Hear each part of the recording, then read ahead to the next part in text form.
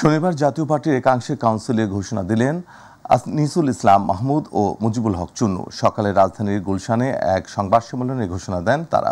দলটির ভারপ্রাপ্ত chairman barrister Anisul ইসলাম মাহমুদ বলেন, ৩১ জুলাই আদালতের আদেশ অনুযায়ী জিএম কাদেরের কোনো সাংগঠনিক ক্ষমতা নেই, তারা কোনো আপিলও করেনি।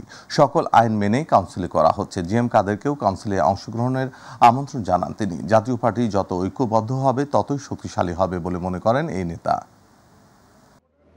আসন্ন জাতীয় সংসদ নির্বাচন কমিশনের সময়সীমা, বিধিবিধান এবং জাতীয় পার্টির মতো একটি বৃহৎ জনগণ নির্ভর রাজনৈতিক সংগঠনের নেতৃত্ব শূন্য বা স্থবির থাকা কোনোভাবেই দেশের গণতান্ত্রিক অগ্রযাত্রার পক্ষে সহায়ক নয়।